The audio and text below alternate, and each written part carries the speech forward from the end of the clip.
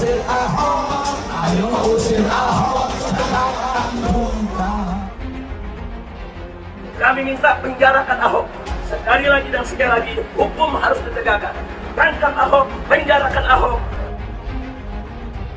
Yang pertama bahwa Gubernur Jakarta telah menghina Al-Quran dan atau menghina ulama. Kalau bisa itu dibuang.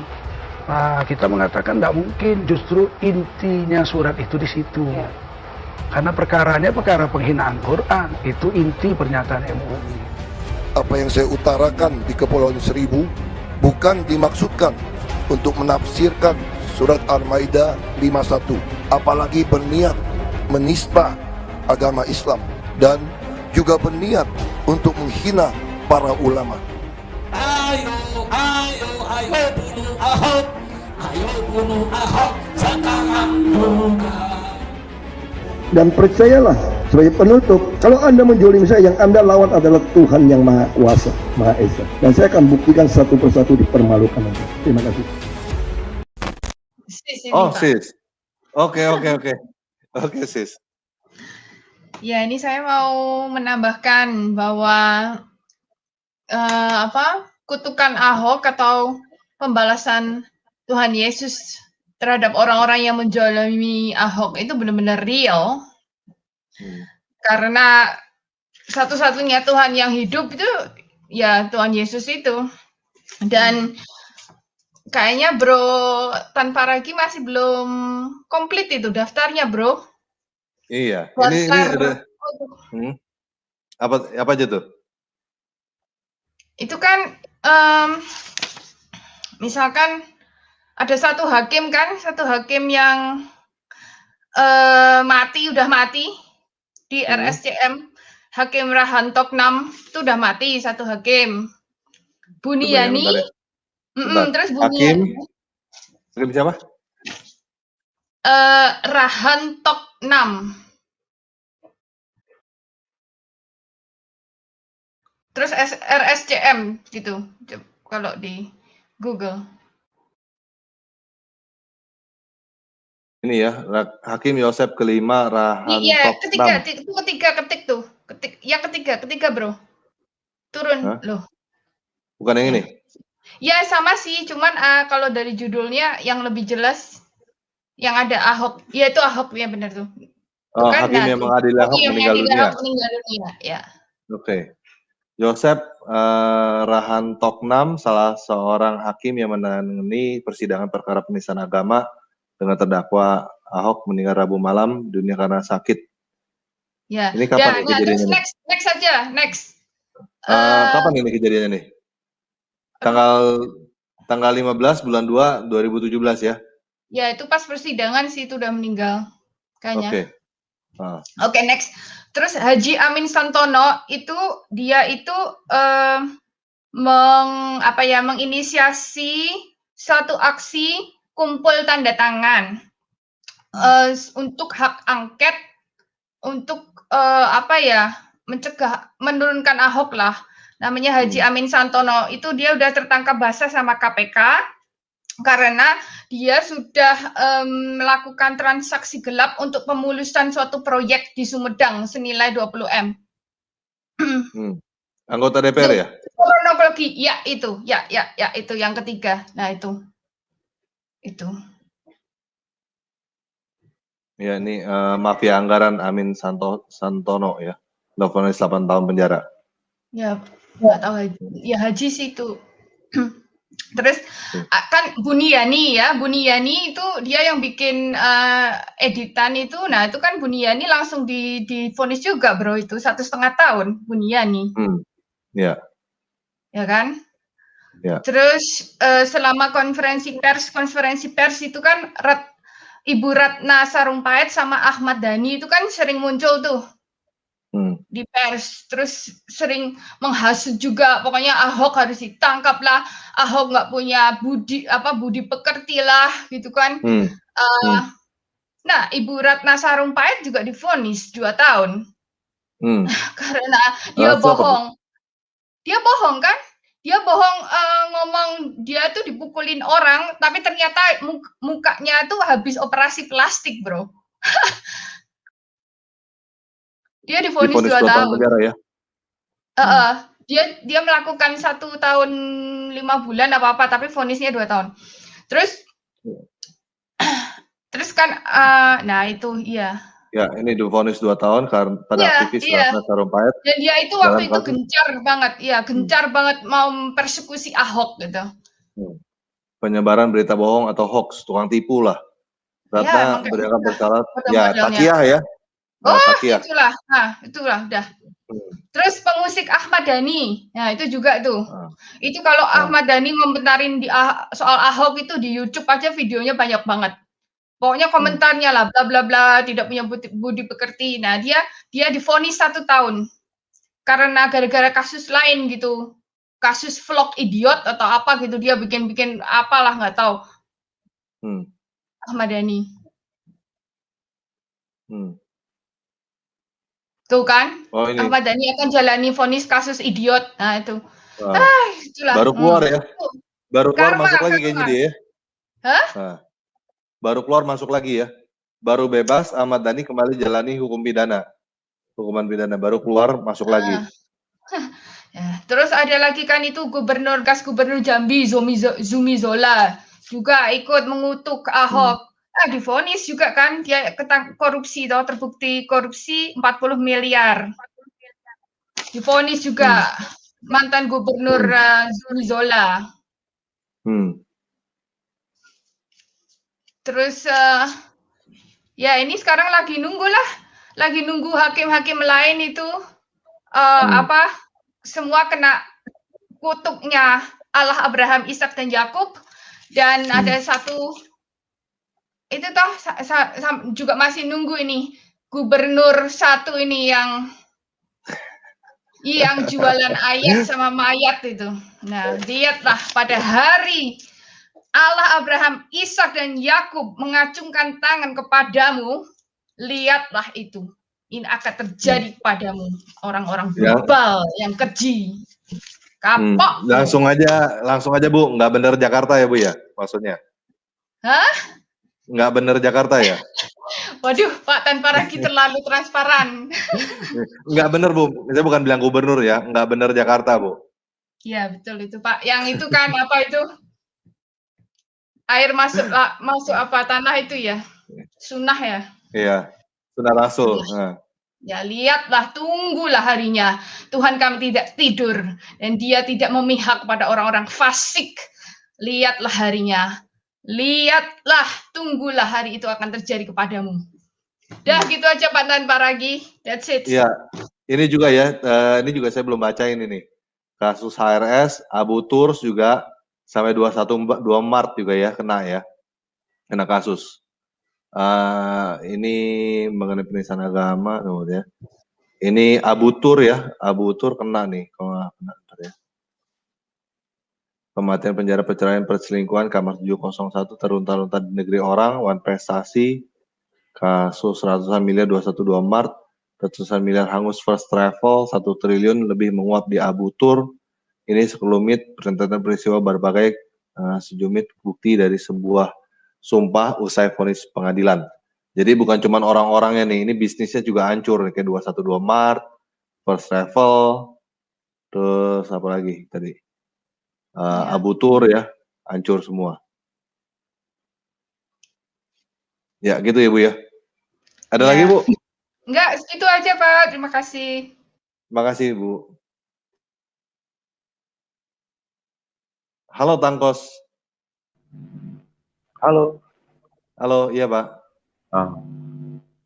Kita ada dulu, kita masuk dulu. Itu ada juga yang ditutup katanya, yang lain. Yang tutupnya di take down tuh. Apanya tuh? Apa tuh?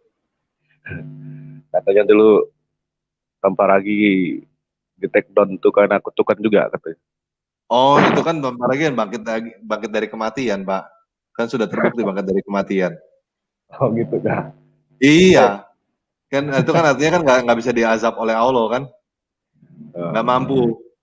Ternyata diazabnya oleh YouTube, itu gagal lagi kan? Maksudnya. Begitu. Iya, nggak sanggup diazab oleh Allah, ya sanggup mengazab itu YouTube. Tapi YouTube bangkit lagi dari kematian kan? It's okay. Nanti tinggal tunggu waktu, nanti lebih tinggi lagi. Ini kitab yang kau baca tadi itu dari mana itu? Susah saya cari. Itu ada dewa-dewanya itu. Yang mana? Tiap kali baca kitab tadi banyak dewanya itu. Itu saya buang kata Allah. Saya buang kata Allah di dalam Alkitab itu dari terjemahan lain. Cuman kata Allah saya ganti jadi dewa. Oh, kalau Tuhan diganti Yahweh. Tuhan itu kalau Bapak masih lihat di channel Tanpa Raginya, Pak. Saya udah terjemahin panjang lebar, Pak. Saya udah jelasin di situ. Tuhan itu penguasa, Pak. Artinya. Oh, ya. Ya, tak tahu maksud saya pernah dengar, maksud saya itu ya. Tuhan diganti Yahweh tadi ya. Penguasa, Pak. Penguasa. Oh. Bukan, gini. Pertama, bukan Tuhan diganti Yahweh, Pak. Tapi Yahweh diganti Tuhan. Yang benar tuh Yahweh diganti Tuhan di dalam Alkitab bahasa Indonesia. Di dalam bahasa Inggris Yahweh diganti jadi Lord. Bukan terbalik, Pak. Oh, terbalik. Terbalik, ya. Jadi kayak nama Bapak kan punya nama real kan. Cuman dipanggilnya bukan langsung nama oleh anak Bapak kan. Dia tadi panggil papi, dia panggil Bapak kan gitu kan. Oh iya. Nah, Yahweh itu nama gitu. Sedangkan Tuhan itu cuman kata ganti. Jadi bukan kata Tuhan diganti Yahweh, kata Yahweh diganti Tuhan, Pak. Oh iya. Yang pertama. Yang kedua, Tuhan itu artinya penguasa, bukan cuman ilahi gitu. Penguasa. Sama seperti penguasa Laut Selatan siapa? Gitu. Laut Kidul. Penguasa Indonesia siapa? Jokowi, kan gitu. Sama artinya. Penguasa itu Tuhan itu penguasa artinya. Sama juga itu. Kalau Allah itu artinya dewa. Nggak ada bedanya. Jadi kita bukan Allah yang sono. Batu juga disebut Allah, Pak, di dalam Alkitab. Batu, kayu yang disembah-sembah itu nyebutnya juga Allah juga, sama, dewa. Oh. Gitu. Oke. Ada kembali ke anu tadi. Bro, apa lagi? Kembali ke kutukan YouTube tadi itu bagaimana? Tolong diceritakan singkat dulu, kok nggak mampu ini untuk malah YouTube yang untuk itu ada di channel ini, Bapak tinggal cari aja. Adalah di channel Sahabat Tanpa Ragi ini ada. Kita jangan supaya nggak melebar dari topik, Pak. Nggak melebar, oke lah. Terima kasih gitu ya. Oke. Ya, makasih Pak Tangkos. Ya. Halo Ali Bidat. Ya, halo, shalom, selamat malam. Malam, Pak. Berarti supaya bisa mengeluarkan kutukan harus seperti Ahok gitu ya. Soalnya langsung mantap gitu langsung ya kutukannya ya. Iya. Walaupun waktunya berbeda. Ya, saya juga pengen ngutuk nih. Kayaknya kalau ngutuk enak nih kayaknya ya. Cuman syaratnya belum terpenuhi nih. Pertama harus menista. Kedua harus didemo, ketiga harus diadili dan masuk penjara. Nah, saat-saat itulah baru saya keluarkan kutukan gitu, supaya kutukannya terjadi. Jadi saat ini saya belum bisa jadi kayak Ahok kayak gitu ya. Ya, jadi saya belum bisa ngutuk ya. Jadi saya bisanya apa ya? Kalau melihat kezoliman yang terjadi ya. Sehari sebelum Lebaran ada 4 orang warga gereja Katolik di Poso dihabisi, gitu. Apakah saya belum boleh ngutuk ya melihat kejadian itu? Ya, atau bagaimana kita kasih makanan dan minuman supaya naruh bara di atas kepalanya, Pak. Gimana tuh? Kasih makan dan minuman maksudnya gimana nih? Ya ini apa? Bentar ya tadi ya. Jadi lupa ya. Waduh. Bentar. Jangan Pak, jangan takut soal lupa Pak. Kita kan nggak disuruh menghafal. Ya, lagi lihat contekan dulu Pak, bentar Pak. Nah makanya, mendingan kita lihat contekan daripada menghafal. Ternyata salah lagi nanti. Mendingan kita buka contekan Pak. Contekannya tersedia dalam berbagai bentuk, dalam berbagai bahasa Pak. Betul, canggih kita Pak. Udah canggih kita nih. Ya ini, mendingan ya ini. Tetapi jika seterumu lapar, berilah dia makan. Jika dia haus, berilah dia minum. Dengan demikian, kamu menumpuk bara api di atas kepalanya. Sedap kan? Sebelumnya nih, saudara-saudaraku yang kekasih, janganlah kamu sendiri menuntut pembalasan. Tetapi berilah tempat kepada murka dewa. Sebab ada tertulis, pembalasan adalah hakku. Akulah yang akan menuntut pembalasan, firman Tuhan. Tetapi jika seterumu lapar, berilah dia makan. Jika ia haus, berilah dia minum. Dengan demikian, kamu menumpukan bara api di atas kepalanya. Janganlah kamu kalah terhadap kejahatan, tetapi kalahkanlah kejahatan dengan kebaikan. Itu kata-kata Tuhan atau kata-kata manusia, Pak? Paulus, ini kan Roma 12, yang paling dibenci sama umat muslim kan? Oh, jadi itu kata-kata Paulus ya? Paulus. Jadi kita Paulus saja bisa bilang gitu ya? Oh iya, Paulus saja bisa bilang begini. Yang katanya apa? Yang katanya yang paling dibenci banget dia bisa ngajarin kita begini. Oke, ya. Jadi saya dilarang oleh Paulus ya, nggak boro-boro ngomongin Yesus ya. Saya lihat kayaknya Paulus saja tahu gitu ya, pembalasan adalah hakku. Berilah tempat kepada murka Allah. Kalau kita bisa telusur sedikit nggak itu ya, kata-kata murka itu sebetulnya yang dimaksud apa itu ya, murka itu? Karena seperti tanpa ragi ini harusnya bisa lebih canggih menjelaskannya ya, kan punya Open Biblika itu. Oke, kita coba lihat ya. Tadi apa? Roma 12 ayat 19 ya. Roma 12 ayat 19. Roma 12 ayat 19 ini kemungkinan besar sih belum ada kata-katanya nih. Oh. Belum ada ininya. Belum ada artinya. Cari contekan yang sudah ada aja, Pak. Ya, intinya tapi kita bisa baca lah. Kita bisa baca nih dalam bahasa Yunani ini ya. Ini dari Open Biblika Roma 12 ayat 19. Teman-teman yang nggak bisa baca ini, yang nggak bisa bahasa Yunaninya, baca yang biru aja ya, bareng-bareng ya. Me eautos ekdi kontes agapitoi ala dote topon te orge gregap taigar emoi ekdi kisis ego antapodoso lege kurios. Nah ini, ini ada kemarahan, Pak. Orge ini. Kemarahan gitu artinya. Murka itu kemarahan artinya. Ya.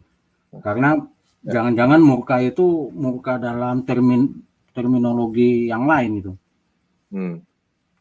Nah ini kan, ini bukan diri sendiri yang pada ini membalas nih kayaknya. Jangan bukan membalas bukan diri sendiri yang membalas, tetapi kalian pernah memberi tempat kemarahan. Karena sudah tertulis, aku ini apa yang pembalasan adalah hakku ini. Gitu. Ya. Jadi dihubungkan dengan kutukan Ahok ini nggak membalas dia ya? Oh iya, Ahok kan jalanin ini dusukan, Pak. Dusukan di jalanin ini. Makanya kutukannya itu tepat sekali gitu, langsung dibela sama Tuhan kan. Dan ini kan bedanya Tuhan kita sama Tuhan tetangga kan. Tuhan tetangga itu mesti membela Tuhannya. Tuhan kita yang membela kita. Itu kan yang jelas beda gitu. Iya, harus dibela berjilid-jilid begitu. Untuk melawan Ahok aja perlu jutaan orang katanya kan. Untuk membela Tuhannya gitu jutaan orang untuk melawan satu Ahok gitu. Terus Ahok dia udah ikutin aja di dalam penjara dan Tuhannya Ahok yang membalas gitu kan. Jeger gitu. Berarti, jauh Pak, jauh banget gitu. Jadi saya belum ketemu celah untuk mengutuk juga mereka yang melakukan kejahatan sehari sebelum Lebaran di Poso itu ya. Nggak usah begitu ya. Nggak usah, kita doakan saja mereka lah. Kita ampuni mereka sebab mereka tidak tahu apa yang mereka perbuat. Kayaknya mereka tahu sih Pak. Ya seperti Yesus lah di atas kayu salib. Ya orang Romawi itu kan tahu kan dia menyalibkan Yesus kan. Tetapi kan benernya baliknya dia juga tetap aja dibilang gitu. Kita ikutin aja lah. Kita doakan mereka karena mereka tidak tahu apa yang mereka perbuat. Mereka kan menyangka mereka lakukan itu untuk berbakti kepada Allah kan. Berbakti kepada Tuhan kan. Ya mereka sangka begitu kan gitu. Padahal kan itu kan goblok. Mereka nggak tahu Pak apa yang mereka lakukan Pak. Tapi kayaknya kita memang tidak ketemu celah ya. Saya ini nggak ketemu celah untuk mengeluarkan kutukan macam Ahok gitu karena atas kasus pembunuhan 4 orang Katolik, orang Kristen di Poso itu. Saya nggak ketemu celah gitu ya. Tapi dampaknya udah terjadi kepada Tanpa Ragi, kena strike dia. Iya. Nggak kena strike itu. Apa tuh? Copyright atau apa? Itu bukan inilah. Itu nggak usah dibahas sekarang lah Pak, supaya nggak lebar dari topik. Ya, jadi maksud saya begini, kita tuh nggak ketemu celah gitu kan ya. Ini perbuatan-perbuatan keji seperti itu ya. Ya, aduh kalau lihat foto-fotonya ya, seperti berulang gitu. Apakah kita terlena ya dengan kondisi terakhir ini sehingga mereka melakukan sebuah tindakan keji untuk mengingatkan, gue masih ada loh gitu. Jadi saya pengennya mengutuk gitu ya, tapi terhalang nih karena nggak ada celah dan nggak punya pola yang bisa saya pakai gitu ya.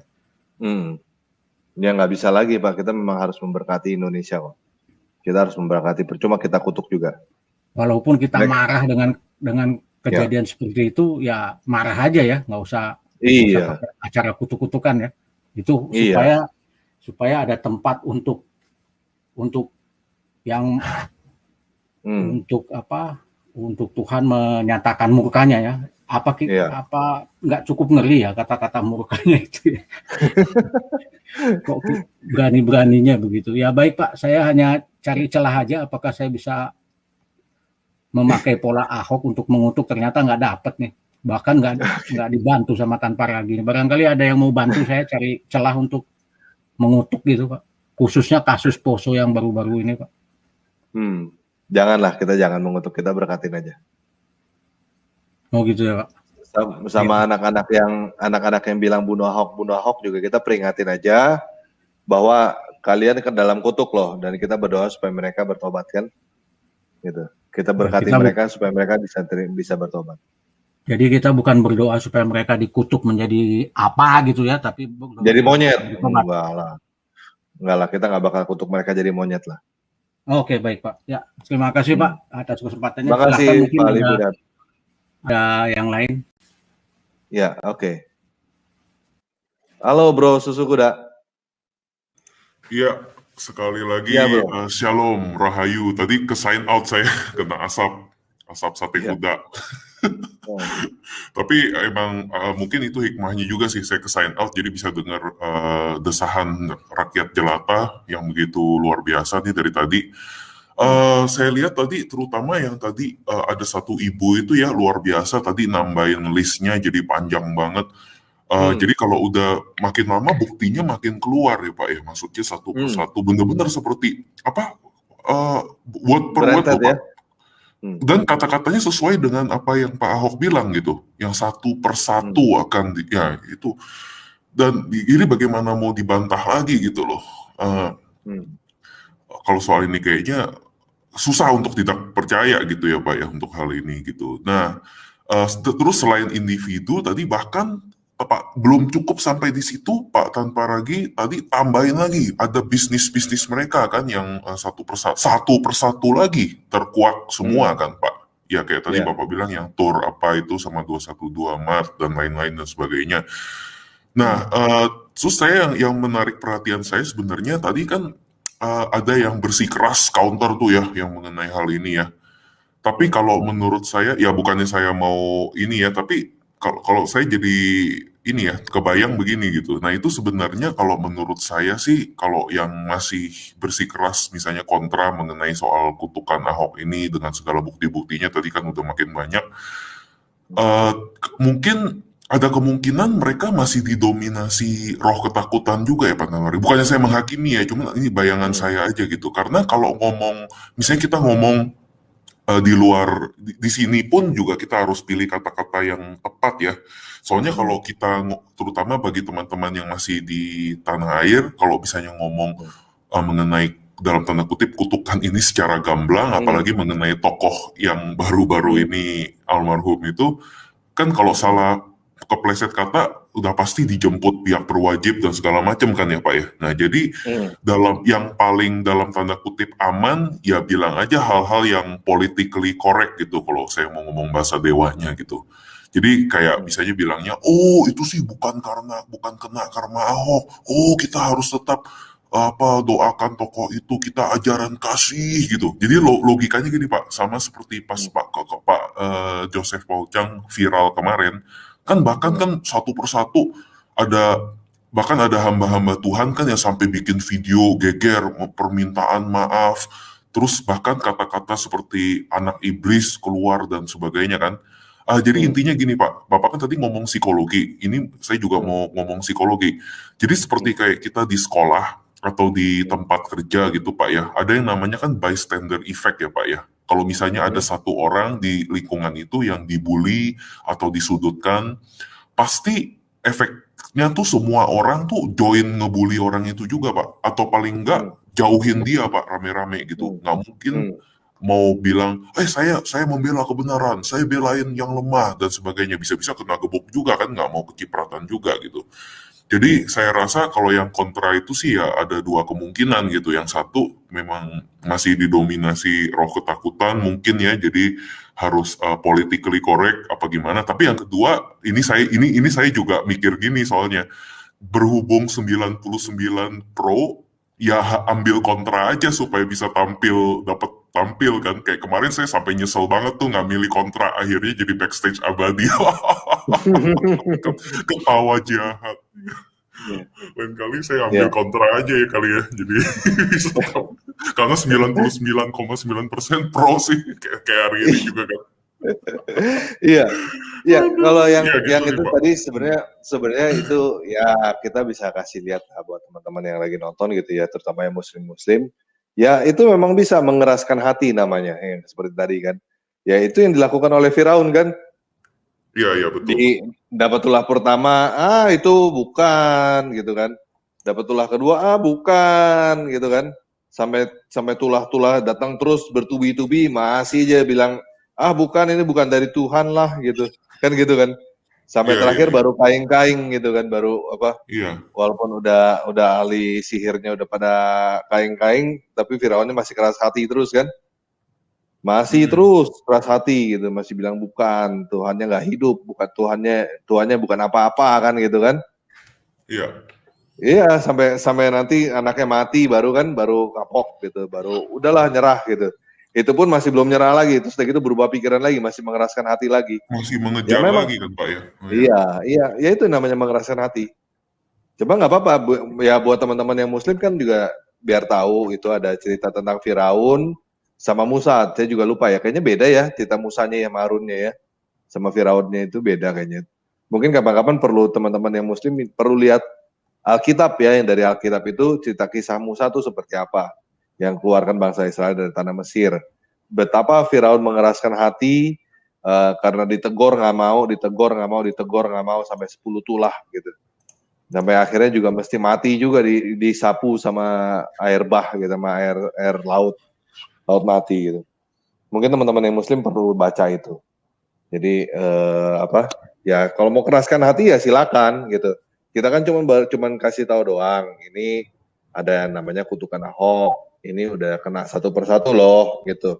Masih mau kerasin hati, terserah gitu. Yang kena kan bukan saya kan nggak ikut 1-2 kan gitu kan. Saya kan nggak ikut demo Ahok, nggak teriak Ahok mati, bunuh Ahok halal darahnya. Kan saya nggak ikutan. Yang kena kutukan Ahok kan yang begitu kan, yang bilang Ahok perlu dipancung lah, darah Ahok halal lah, Ahok perlu mesti mati lah, penjarakan Ahok lah, demo semana-mana, kedua 1-2 dan lain-lain. Itu kan yang gitu, yang kena kutukan Ahok semuanya. Ya teman-teman yang ikutan silakan milih mau bertobat sekarang atau masih mau kerasin hati, tunggu kena dulu batunya, ya terserah. Itu bukan urusan saya cuma menyampaikan. Kan gitu ya bro ya? Nah itu sih Pak. Jangan membunuh penyampai berita kan, katanya don't kill the messenger gitu. Iya. Ya jadi gitu sih Pak menurut saya. Ya mungkin itu aja sih Pak dari saya gitu. Kayaknya udah, biar teman-teman yang lain ini nih kayaknya antrian panjang sekali Pak. Ya. Ya terima kasih kesempatannya Pak. Bro. Tadi saya udah sign out juga. Ya. Oke, kita ke Panglima Batu dan kita akan tutup ya habis ini ya, karena 2 jam lebih juga. Halo Panglima Batu, mau tambahkan apa bro? Tadi ada mau tambahkan katanya. Iya, gini, kalau gini, Tuhan aja mengutuk mereka, bisa mengutuk mereka. Itu ada di kisah di Nabi Elisa. Nabi Elisa itu pada waktu dia mau ke Betel, dia mau naik ke bukit. Anak-anak di Betel mengatakan dia botak. Nabi Elisa sorot matanya ke mereka dan keluarlah buang dari semak-semak dan memakan mereka sampai habis. Tuhan juga bisa kejam loh. Tuhan juga bisa hancurkan mereka semua. Itu kalau Tuhan mau. Itu kalau Tuhan mau ya. Ya, itu kalau Tuhan mau. Kalau Tuhan mau kalau Tuhan mau, Pak Bro tanpa lagi, coba dengarkan saya. Ya. Jika Tuhan mau hari ini juga, mereka yang dahulu yang ingin membunuh Ahok, baik dari orang dewasa maupun anak kecil, hari ini kalau boleh, kalau bisa Tuhan turunkan semua api amarahnya. Itu kalau Tuhan mau.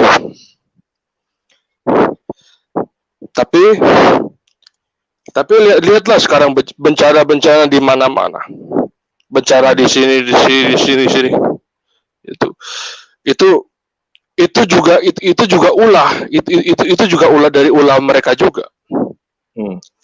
Dengan bencana itu harusnya mereka tuh bertobat, tetapi banyak yang anggap itu bencana alam, bencana alam terus, bencana alam terus. Itu mereka di otak mereka tuh bencana alam. Ada yang mengatakan itu hukuman Tuhan. Hukuman Tuhan, hukuman Allah. Tapi hukuman Allah yang mana? Hukuman Allah yang mana? Bro tanpa lagi, coba dibuka di Roma 8 ayat berapa ya? Ada apa tuh? Ada tuh. Bukankah Tuhan itu hanya untuk bangsa Israel saja? Atau bukankah Tuhan itu untuk bangsa Israel saja atau bangsa Yahudi saja? Tetapi untuk bangsa-bangsa lain. Berarti semua agama dong. Tetapi yang satu ini ya seperti itu. Mereka membuat mereka itu mereka sudah menyimpang meskipun mereka itu bagian dari Abraham, tapi mereka sudah jauh menyimpang. Mau tahu gak Pak? Itu pegangan mereka itu apa? Mereka mengatakan Injil sudah dipasukan. Pegangan mereka itu apa? Injil Barnabas. Itu Injil sesat itu. Injil Barnabas itu Injil sesat.